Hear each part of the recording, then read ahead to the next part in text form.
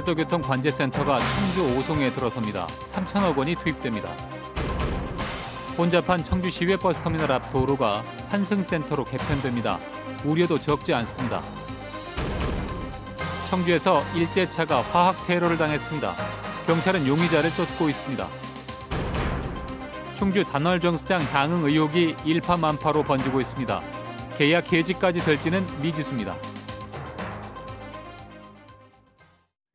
여러분 안녕하십니까? 계속해서 충북 지역 뉴스입니다. 충주시 공무원들이 계약 과정에서 향응을 받았다는 의혹이 불거지자 대규모 인사를 단행했는데요. 이 설계 용역을 중단한 가운데 계약 해지를 추진하고 있어 청렴 의무 위반으로 실제 계약 해지가 이루어질지 관심이 가고 있습니다. 이지영 기자입니다.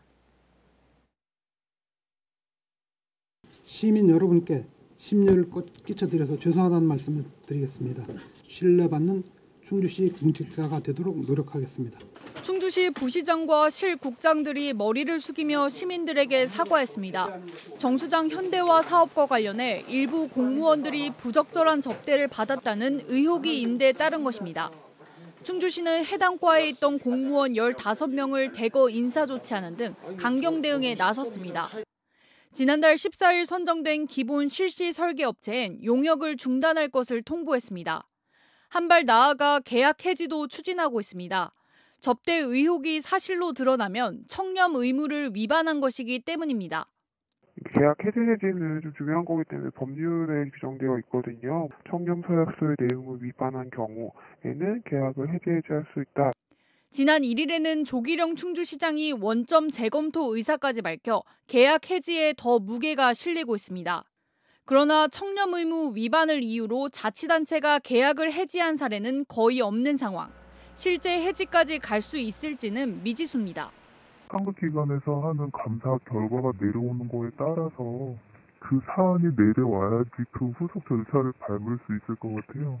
40년도 더 된 정수장을 현대화하기 위한 기본 설계와 실시 설계 사업비는 30억여 원. 앞으로 이어질 총 사업비 721억 규모인 시공업체 선정에도 영향을 미칠 수 있어 입찰 경쟁이 치열했습니다. MBC 뉴스 이지연입니다. 충주댐 건설 피해를 둘러싸고 평행선을 달리던 충주 지역사회와 수자원공사의 갈등이 해결될 기미를 보이고 있습니다. 수자원공사는 최근 실현 가능한 과제를 발굴해 단계적으로 추진하고 상호 발전을 도모하기 위한 협약 체결과 협의체 운영을 제안한다는 공문을 보냈습니다. 이는 범대위가 요구한 충주호 레저타운 조성은 어렵지만 지역과 협의체를 마련한다는 데 의미가 있는 것으로 풀이됩니다. 시민범대위는 수공의 초안을 토대로 오는 8일 상생협약을 맺고 범대위와 자치단체, 시의원, 수자원공사 등으로 구성된 지원 실무추진단을 구성할 계획입니다. 한국가스안전공사 전국 콜센터가 제천에 설치됐습니다.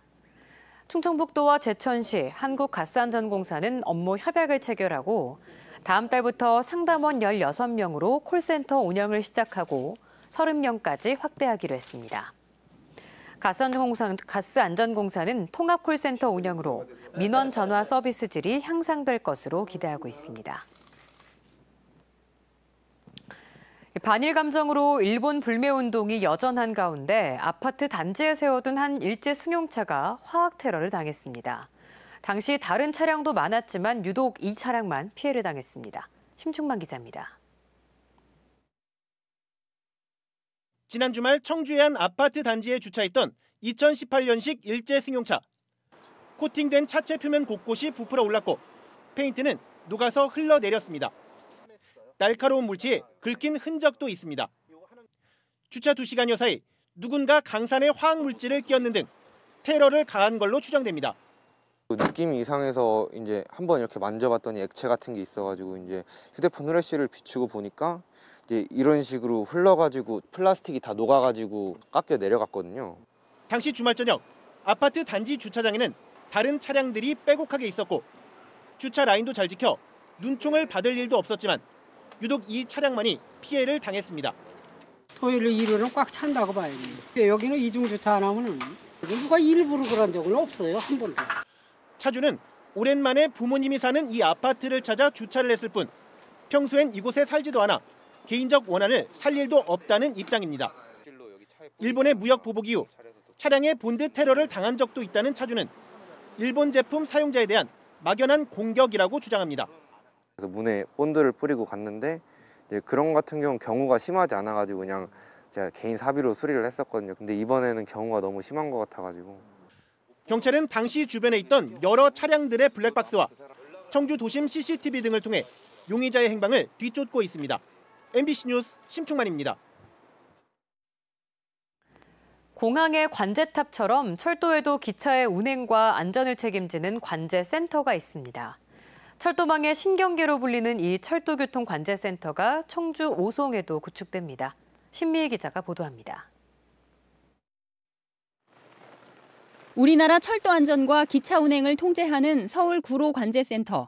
구축된 지 13년이 된 이 센터는 노후된 시설과 설비 용량 포화로 늘어나는 노선을 실시간으로 제어하는 데 한계에 봉착해 있습니다. 그 대안으로 국토부가 KTX 경부선과 호남선이 분기하는 청주 오송에 제2관제센터를 추가로 구축합니다. 저희가 한 6군데 정도 후보지가 있긴 있었는데요. 그중에 오송이 분기역이라는 그런 장점이 있고요. 수도권에서의 거리라든지 이런 부분도 적절하고. 철도교통관제센터는 이곳 철도시설공단 오송 궤도기지 안에 들어섭니다. 내년부터 설계와 시공, 시운전을 거쳐 7년 뒤인 오는 2026년부터 본격적인 운영을 시작합니다.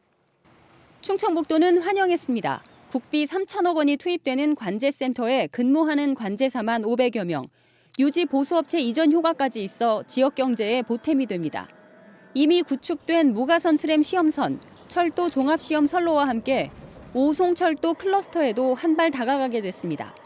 오송이 국가철도 인프라 구축의 최적지임을 정부가 공식 인정한 것이며 철도 클러스터의 중심으로 육성하기 위해 적극 노력한 결과이기도 합니다. 국가 X축 고속철도망의 중심인 오송이 철도망의 신경계까지 유치하며 철도 산업의 견인차 역할을 하고 있습니다. MBC 뉴스 신미입니다. 차들이 복잡하게 얽혀 사망사고까지 났던 청주 시외버스 터미널 인근 도로는 여전히 위험천만합니다. 개선을 위해 버스와 택시 등 차량을 분리시키는 환승센터가 도입된다는데 우려가 적지 않습니다. 조미애 기자가 살펴봤습니다. 주정차 단속 구간이라고 버젓이 써 있어도 택시에서도 하차하고 일반 차량에서도 사람이 내리거나 또 타고 쉴 새 없이 주정차가 반복됩니다. 그 틈을 비집고 정차해야 하는 시내버스들. 내리고 타는 승객들은 매번 불안합니다. 일단 가운데 자가용이 하나 끼나 택시가 끼면 탈 때도 불편하고 내리는 사람도 불편하고 되게 위험하기도 하고. 2년 전 시외버스 터미널 진입로 횡단보도에서 고등학생이 버스에 치여 숨지는 사고까지 나면서 주변 정비의 필요성이 제기됐습니다. 청주시가 마련한 대책은 택시와 일반 차량이 이용하는 하차 공간을 기존 버스 정류장과 분리시키겠다는 것입니다. 반대편 한 차로를 편입해 도로 확장 효과를 내고 가장 바깥 차선은 버스 승객만 타고 내릴 수 있게 하고 중간 차로에 택시나 승용차 하차 공간을 만들어 승객들이 횡단보도를 건너 터미널로 진입하도록 하겠다는 계획입니다. 그러나 주변 교통 여건은 그대로고 간이 환승센터만 별도로 생기는 것이라 더 큰 혼잡이 생기지 않을까 우려가 적지 않습니다.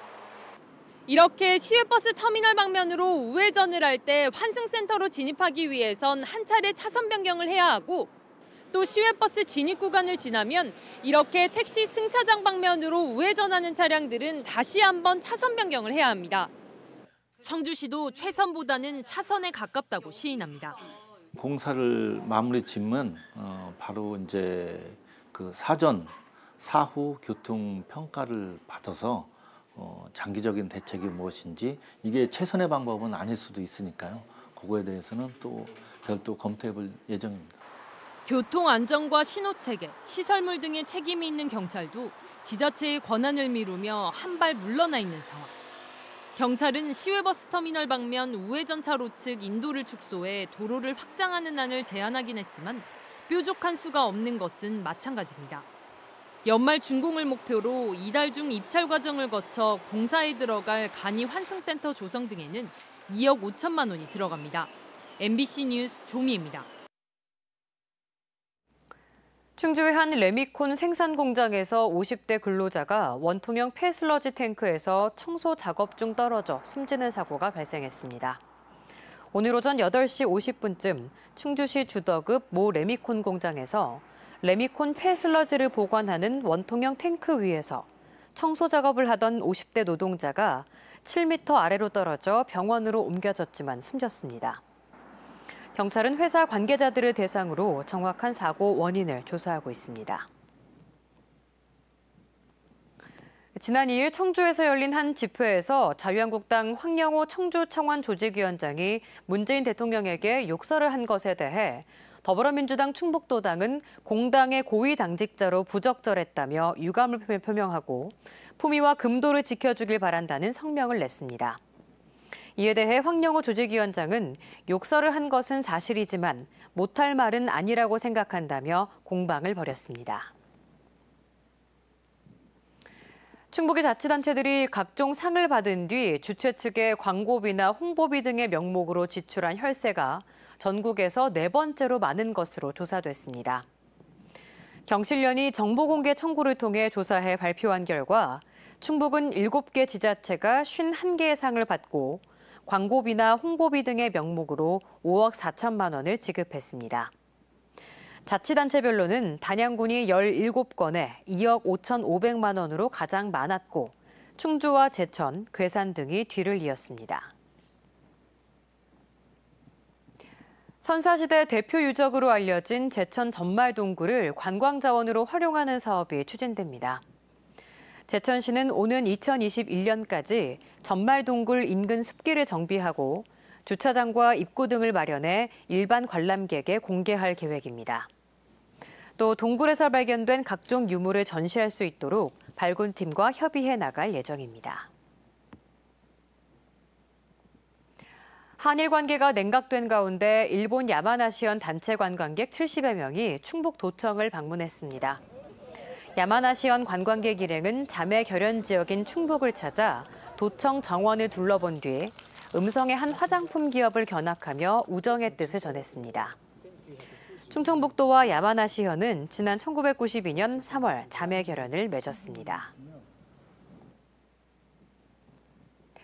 단양 황토마늘의 계량조인 단산마늘이 농촌진흥청의 2019 최고 품질 농산물 생산단지 평가에서 우수상을 받았습니다. 단산마늘은 충청북도 마늘연구소가 2012년 개발한 품종으로 종구 퇴화 등으로 쪽수가 증가한 단양 6종 마늘을 복원하기 위한 것입니다. 41명의 농부가 참여하고 있는 매포 상시연구회는 올해 한지역 마늘 생산단지 사업으로 선정돼 3헥타르에서 단산 마늘을 재배했습니다. WTO 협상에서 농업 분야 개도국 지위를 포기한 정부의 결정에 대해 충북 농민단체 대표들이 철회를 촉구했습니다. 이들은 농업 주권 포기이자 농업 홀대의 결정판이라며 철회하지 않으면 규탄 집회에 나서겠다고 밝혔습니다. 또 개도국 지위 포기에 따라 보조금을 삭감하고 수입 농산물 관세는 낮춰야 된다며 우리 농업의 근간이 무너지게 된다는 것을 의미한다고 주장했습니다. 충청북도가 미세먼지 배출 저감을 돕는 산업환경개선지원센터 구축에 속도를 내고 있습니다. 충청북도는 충북연구원에서 열린 연구용역 최종 보고회에서 미세먼지 기술 발전과 수입 대체 효과를 낼 수 있어 경제성이 있다고 밝혔습니다. 충북이 추진하는 산업환경개선지원센터에는 국내 연구기관과 기업 20여 곳이 참여 의사를 밝혔습니다. 충청북도 농업기술원이 아열대 작물 카사바를 노지에서 시험 재배하는 데 성공했습니다. 지난 5월 카사바를 노지에 심은 충청북도 농업기술원은 지난달 한 주에 5kg이 넘는 뿌리를 수확했습니다. 카사바는 덩이 뿌리를 찌거나 튀겨 먹을 수 있고 타피오카라고 불리는 전분은 다양한 음식의 재료로 활용되고 있습니다. 음성군이 우울증 환자의 치료비를 지원합니다. 지금까지 충북 지역 뉴스였습니다. 고맙습니다.